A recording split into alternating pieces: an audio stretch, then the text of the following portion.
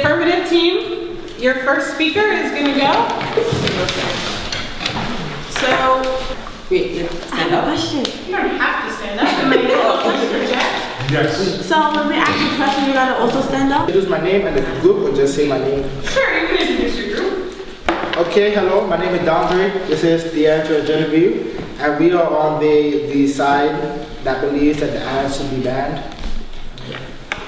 Well, to begin, my first point was that while reading it in a document somewhere, I found that the authority initially, by authority I'm meaning the MTA service, they initially rejected the ads because they felt they were demeaning and they made people feel like less of a human. But unfortunately, they lost a case to a much bigger organization, so the ads were posted anyway.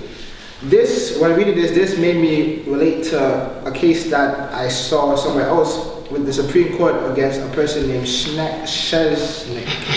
And in that case, Sheznik, he was trying to practice his freedom of speech by passing out pamphlets, and he was brought to the Supreme Court, and they ruled that although he does have freedom of speech, his passing out pamphlets was a danger to the United States as a whole, and it was a danger to people's safety, so he was thrown in prison. So although these people have freedom of speech, it is still wrong because they dehumanize another person, which could lead to violence. And my final point is that Muslims and other groups are already getting a hard time in life due to the problems in 9/11. They're already being dehumanized and they're already being alienated by others.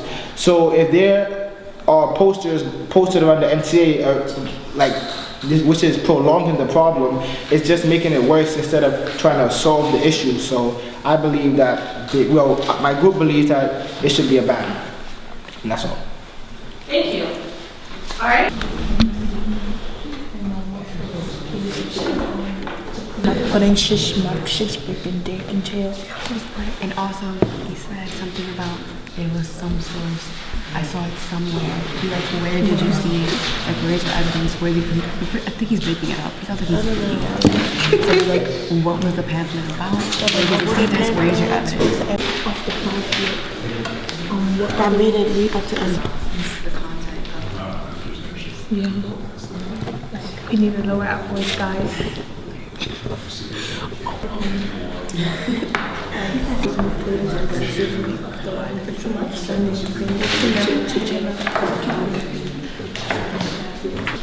Okay, so you said it was a man named Sheznik, and he was passing out pamphlets out, and it led up to the Supreme Court. But where did you find this information? Can you didn't cite your source? I found that information online. Online? Okay. What other went to leading this case to the Supreme Court? One of the factors, and as the people that argue for the posters to be hanged say they have freedom of speech, this man had freedom of speech to hang on his pamphlets. However, it was ruled. Why was it dangerous, and when did this happen, and where did it happen? Why was it dangerous? It was dangerous because the Supreme Court ruled that it was dangerous. It was dangerous because it was against what they said. If they make a decision and you're going against it, although he has freedom of speech, you still can't do that. And it was during the World War I. Okay.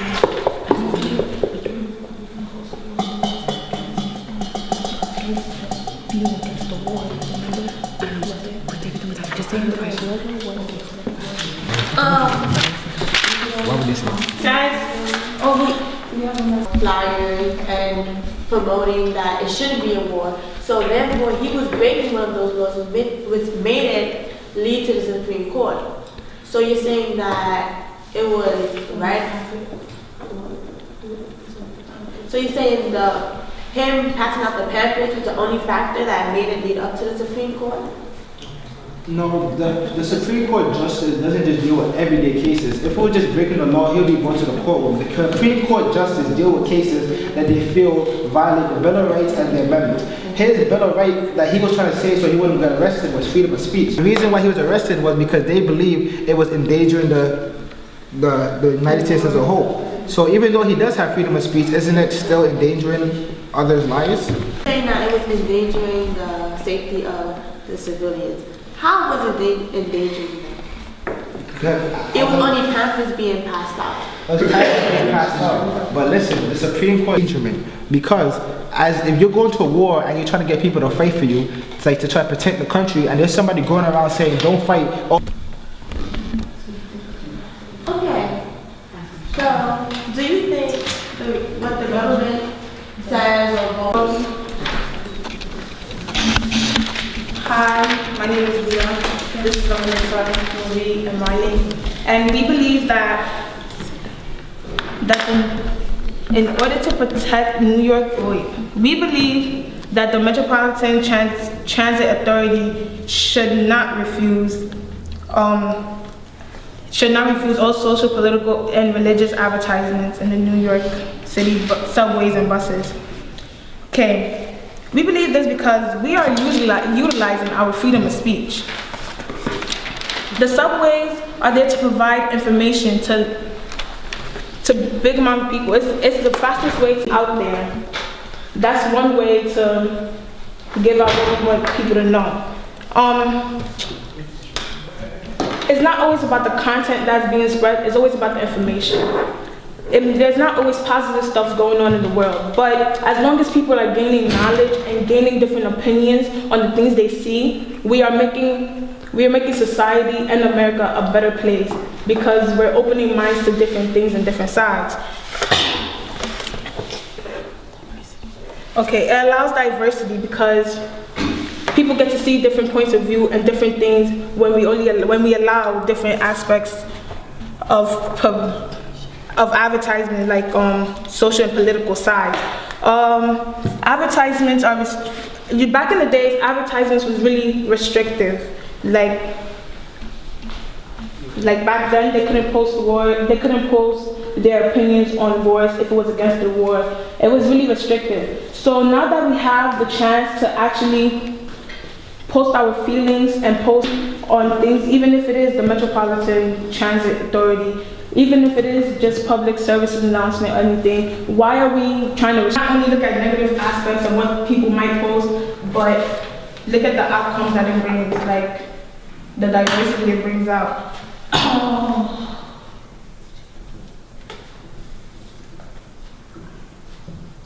Okay, these advertisements, when the founding fathers wrote the First Amendment of free speech, they was thinking mainly about the democratic views, the democratic society. They wanted free speech going only for a democratic society. Now, advertisements that would be on the buses and subways wouldn't really reach or oppose against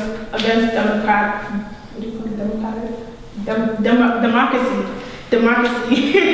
So last but not least, the MTA trying to restrict us from living the American dream.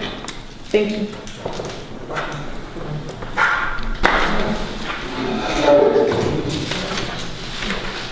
All right, you guys have a few minutes to confer and prep your questions.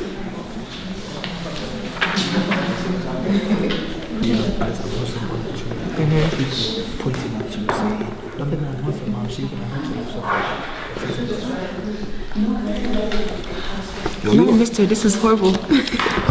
Sorry. Is that pictures or recorded? It's recording. Oh God. Edit that out.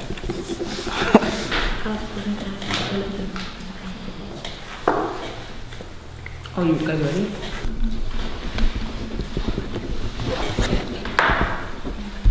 All right. Okay, hi. Good. Oh, hi. Okay, so you see the slide link right there, that behind you? And you see how they're speaking about bullying, right?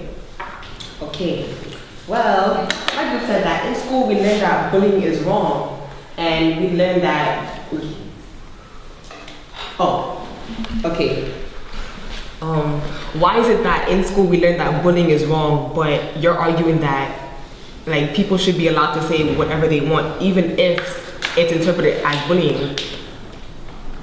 School is there, I believe that school is there to teach you the correct way and the correct path to go. So I don't think we should necessarily restrict what people should say, but school is there for a reason, right? It's there to teach people and to learn the good or right things to do. So it is up to you yourself to decide what you want to do with your free speech. We're not only saying that they should only put negative things. They could put positive things like bullying is hurtful and things, but giving out information. There was a ban in the past, so why do you think that there was a ban in the past? A ban. Not ban, sorry. Why do you think that there was a restriction on ads? Because that the people will turn against them. When we have freedom of speech, we get to bring out our sides and our opinions on the things we're seeing in our society. Now, if the person that's making the rules see that people are rebelling just because they're saying how they feel, how would the government feel? That was a simple, easy way to shut the people down. And I believe if we shut the people down by not allowing them to portray their freedom of speech, we won't progress in any way. Okay. The people would turn against them if they had a right to express themselves. But I don't know. So you're saying that people are allowed to post anything, whether it is putting down the government or putting the government, like praising the government. Is that what you're saying? Yes, I believe they, no matter what it is. Okay. And you made the comment about the American dream. Okay, so say you're a Muslim. How can you live the American dream every time you step foot in the subway or MTA you see discriminating ads? Not discriminating ads. There's people out there that would be positive. Like,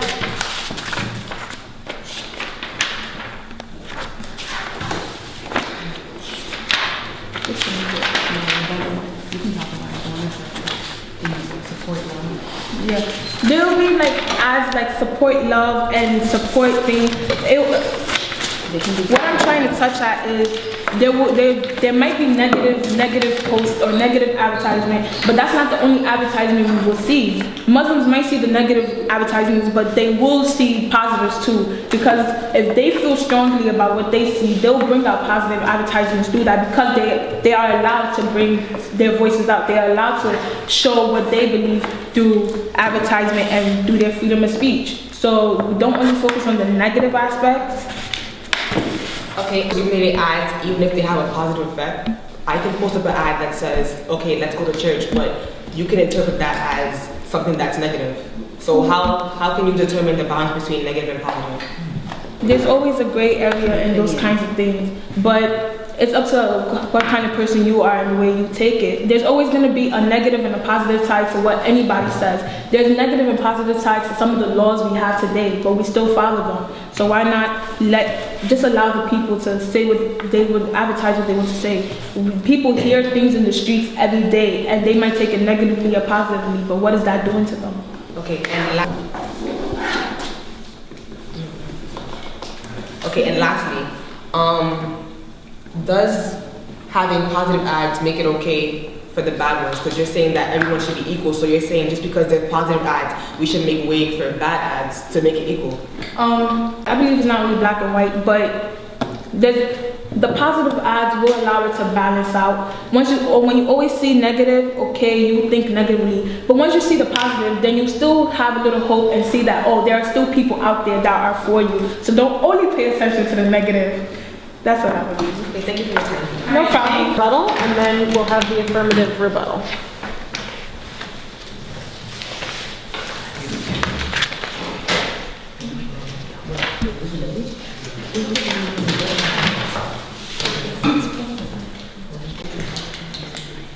One point.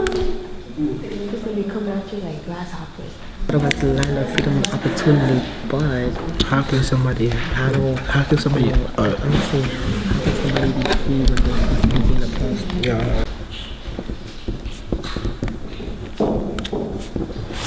Judge constantly by ads that have no.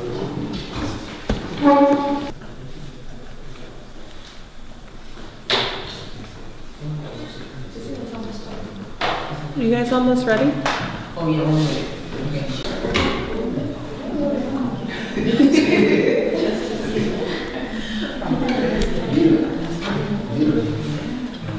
All right, guys. You ready, Vida? Or sorry, Dondre? Okay, yeah, I'm ready.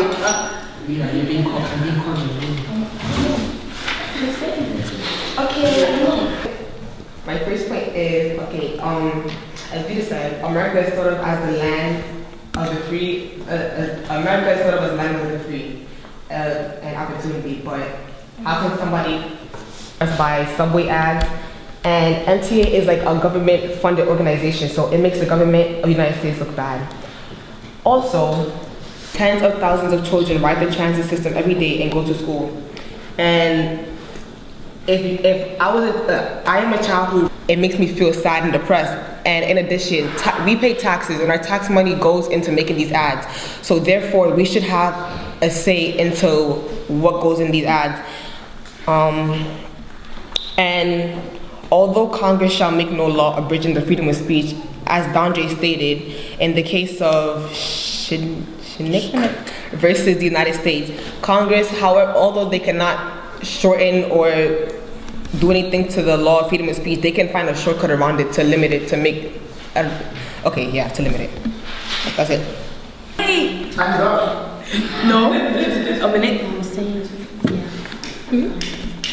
Say it. Do it. I'm gonna tell.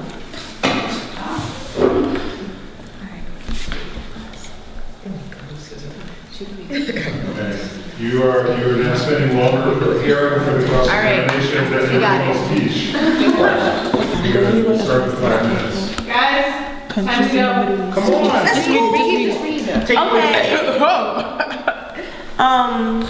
You said the U.S. constantly oppresses, but don't countries in the Middle East who rule under the Taliban only make it acceptable to follow one religion? Yet, we who allow religion to be expressed, to be expressed freely. So tell me, how do we constantly oppress people? So basically,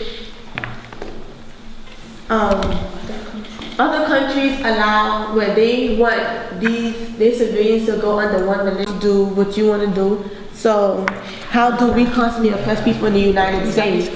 However, this is America. You said that we allow other religions, but we state one nation under God. So basically, we condone God as a religion. We oppress others because if you see demeaning, if you're arguing that it's okay to put demeaning ads on subways and buses, so that's basically that. If you're allowing ads like that, that's basically saying it's okay to oppress others. You said that they should put a shortcut. They should make a shortcut around the freedom of speech.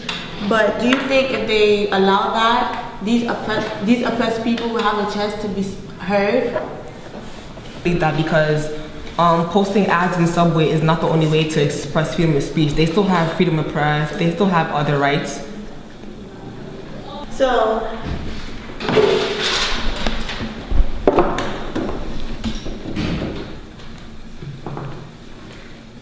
okay, the First Amendment doesn't say freedom under God.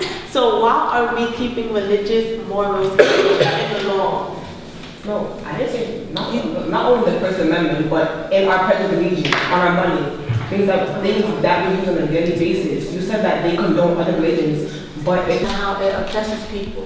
That was actually a question. Okay,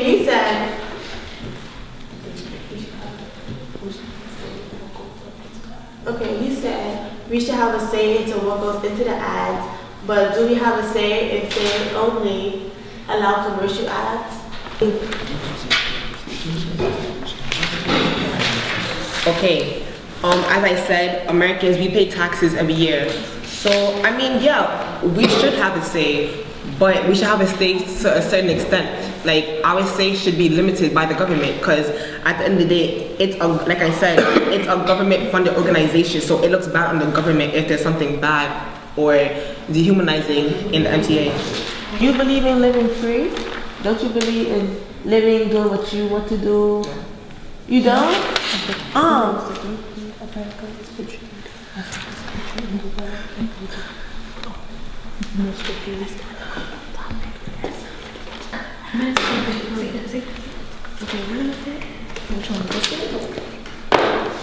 Which one?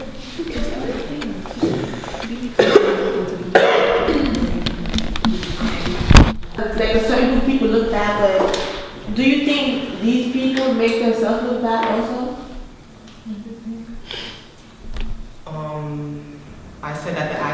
dehumanizing towards Muslims. And I mean, yeah, but what group of people do not make themselves look bad? If you're gonna point out one group, point out all groups. Alright, that was the last question. So why do we have to always make America look so good? If you're wrong, you're wrong. Even if you're my mother, if you killed someone and they take you to jail, I am not gonna be mad. Why? Because my mom's not always right, even though she's my mother.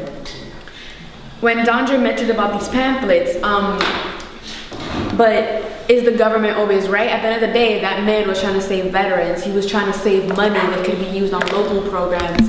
He was trying to better people domestically, while the government was trying to better their image. Just like we all do. We want to better our image sometimes, but in reality, what's best is bettering what's actually happening. If I have to steal somebody's clothes to look nice, I mean, I'm gonna look nice, but then I'm ruining their lives, which is what the government always does. We are constantly limiting other people's freedom and making them look the bad guys, dehumanizing them in order to make our appearance look better and more democratic and morally right.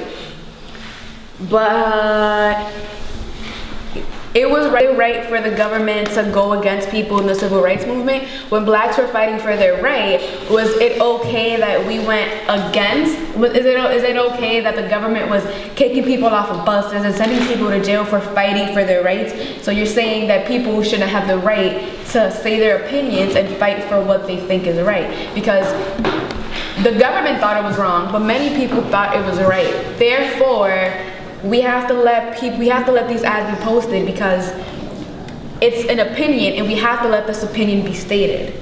We can't say that this is wrong and this is right, because what is right, what is wrong? Being moral is subjective. I don't have to be nice to you. It's nowhere does it say I have to be nice to these people. It doesn't say that. Just because it doesn't agree with a group of people, or just because it doesn't agree with the government, doesn't mean that we have to back it up. We have this American-centric thing that what the government says is right, what we do is right, but that's not always the case. Which is why they should allow these to be posted, because it is, even though it's not right and it's mean against Muslims, at the end of the day, they have the right. And they have the right because the First Amendment states freedom of religion. This is an example of Judaism in action. They have the right to be Jewish and to say what they think. They have the right to speech. So they have the right to religion and speech. They have the right to express their religion verbally through speech. And they have the right to press, the right to post things, which is what this is. This is the religion, them speaking their religion in a public press manner.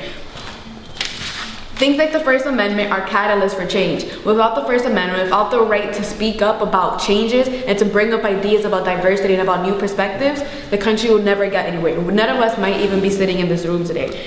We're the land of the free, and this is a way of being free. Freedom of speech is being free.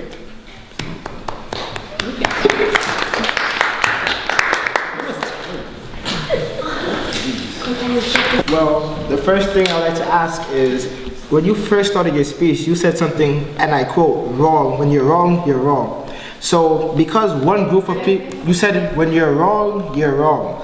So you're saying that because one group of people did an incident, a whole community of the same people should be blamed for what this one group of people did. What group was I referring to when I... I'm just saying that in general, because you said when you're wrong, you're wrong. So if somebody's wrong, how can you say the whole community is wrong based on what one group of people did? That's not what I'm saying. I'm not saying that if one person, never did I say that if I don't know, one person at AMS is wrong, that everyone at AMS is wrong. I never made a reference to that. What I was trying to say is that some people interpret things as wrong. Some people might say you're wrong. Other people might say there's no problem with that. But that's the thing. We can't base decisions on what's wrong or right, because that's a very opinionated manner. We can't just stop things because people are wrong or right. And no, one thing is not necessarily does not necessarily project a conclusion about a whole entire group of people, but it does offer an idea and it sparks investigation. Another thing, you said America's image. So don't you believe that our image made us the country that we are today? Want to perceive has made us the country we are today, and by the country we are today, I mean, what exactly do you mean by that?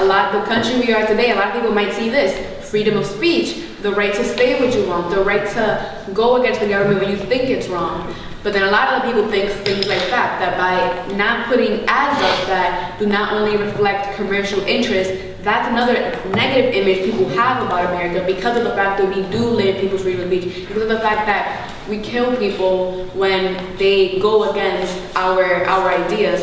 So I think that by allowing ads like these, we're only helping our freedom of speech, because it's an example. We're only helping our image because it's an example of freedom, and that's what we're known for, freedom, and that's what we want to be known for. Therefore, we should allow this for more freedom. Isn't America known as a superpower? Yeah. So is being a superpower part of the image?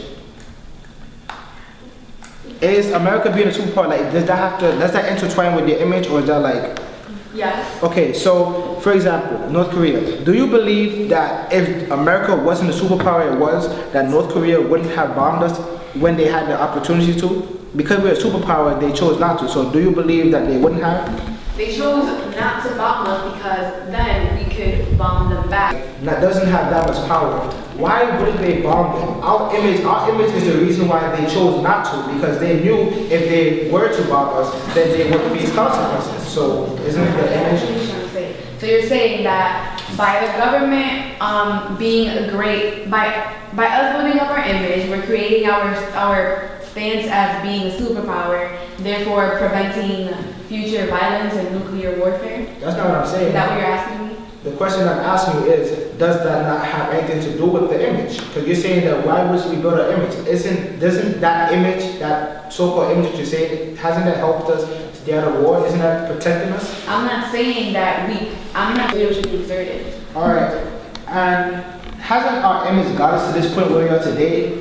That's my final question about image. Hasn't our image gotten us to what we are today? America started as a colony from British, and now we're a superpower because of our image. So hasn't our image got us to that level, or do you not agree with that? No, what got us here was money, things like limiting people's freedom of speech, resources, leaders, money, and stuff like that. Our image may have wanted to bring people here to this country, but it was all a lie. At the end of the day, what got us here was money. That's what made us who we are today. All right, thank you guys. Okay, so in conclusion, we believe that ads shouldn't be posted because of discrimination against other race and different races, whatever. This is very dangerous because it can lead to things such as violence, alienation, and dehumanization. Ads that have a direct meaning to hurt someone shouldn't be allowed to be published. As a Muslim, which is me, seeing ads like this really offends me and put me down. I believe that ads can also lead to the downfall of a country because of its negative aspect of it. A lot of people don't like these ads because they are very discriminating and unnecessary. Furthermore, when the founding fathers made the Constitution and added freedom of speech, they had political speech and not freedom of speech. They had speech that would make America better as a nation. Okay. So we're the negative side. We believe that the subway ads should continue because not doing so would violate the First Amendment, where freedom of speech and press are protected by our government. And if the MTA, which is government run, didn't allow these advertisements, they would be breaking a government protected law. And as Marlin and Vida said, in the past, governments that have limited freedom of speech oppress people who obviously break the laws that do limit freedom of speech. And also in this concluding statement, I would like to also add that there is non-commercial ads that do not target attacks on people. Like Vida said, with the ads that promote love. If we go against if you want to go against our freedom of speech, then maybe you should pay for ads that promote our morals.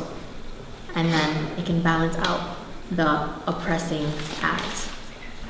And also you spoke a lot about the tarnishing of images it creates the downfall of a country, but limiting our freedom of speech is what tarnishes it and tarnishes us. So yeah, that's all I want to say. Thank you.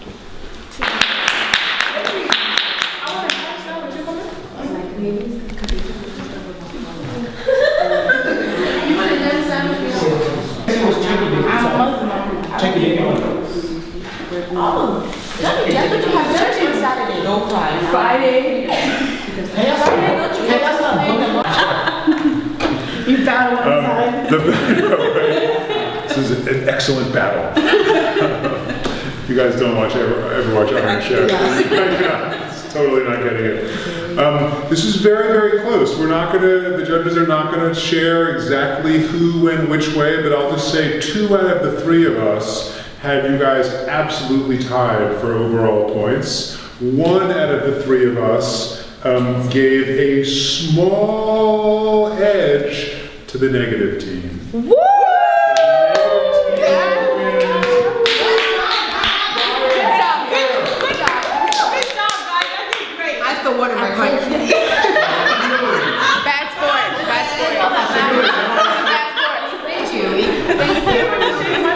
I'll say it was very, very, very close. 2 out of the 3 judges had you absolutely tied.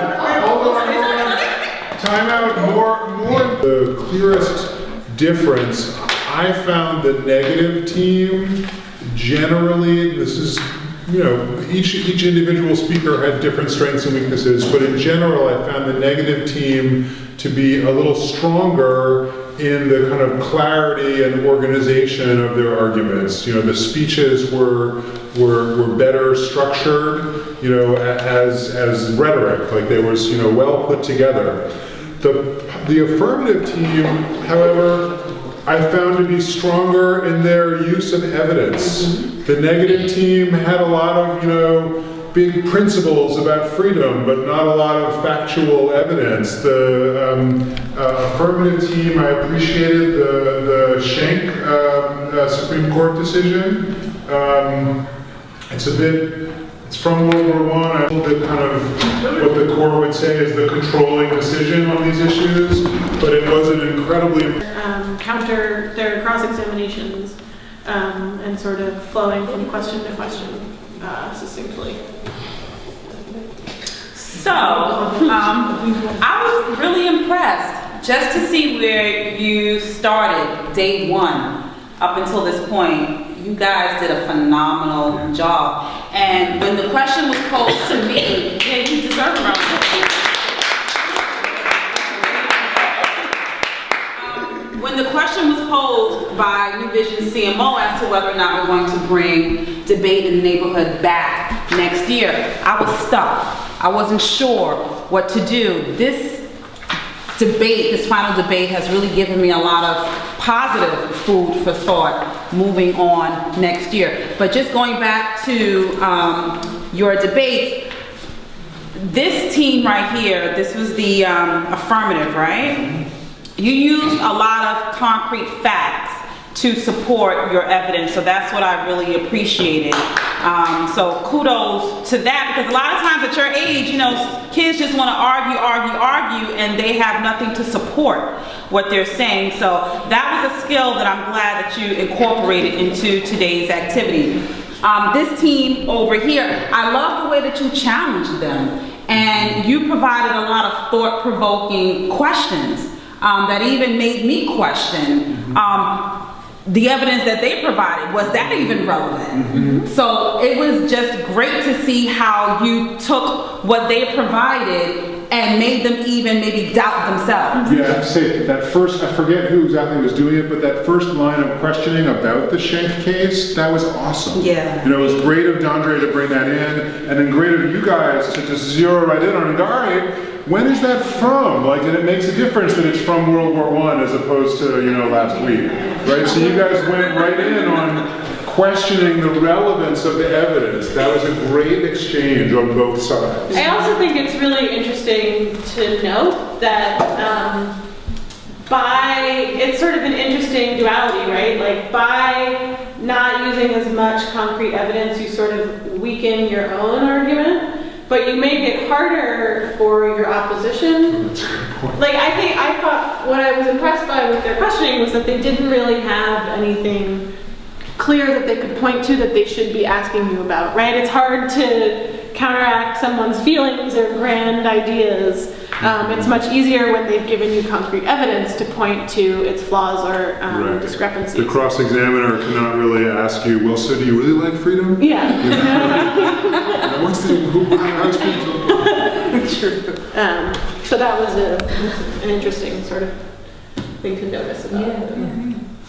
And we are... Just to second what Ms. Hudson said, you know, I was here, I have not been coming as regularly as Kelly, but I just remember people, I think most or all of you were here on the very first day, and many of you were, you know, afraid to even speak up. It was and like just seeing this, like, you know, 2 months later, or so 6 or 8 weeks later, I'm so impressed and so pleased with everyone. It's great. Yeah, I'm very proud of you.